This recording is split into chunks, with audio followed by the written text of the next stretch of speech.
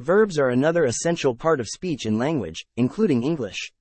They are words that express actions, occurrences, or states of being. Verbs are the engines of sentences, driving the action and providing context for what's happening. Here are some key points to understand about verbs. Actions. Verbs primarily represent actions that someone or something is doing.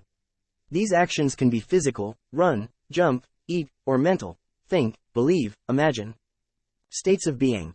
Verbs can also express a state of being, describing how something exists or its condition. For example, is, was, are, and will be are verbs that express states of being. Transitive and intransitive verbs. Transitive verbs. These verbs require a direct object to complete their meaning.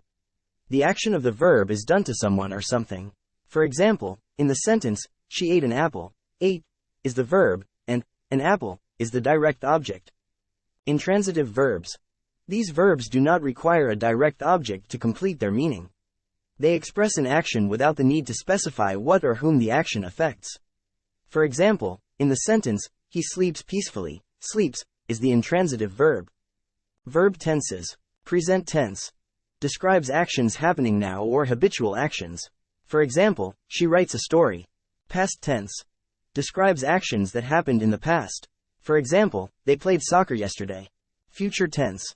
Describes actions that will happen in the future. For example, I will visit the zoo tomorrow. Verb conjugation. Verbs can change form based on the subject, who is doing the action, and the tense. Conjugation involves modifying the verb to match the subject and the time of the action. For example, the verb to be conjugates as am, is, and are for different subjects in the present tense. I am, he is, they are. Regular and irregular verbs. Regular verbs.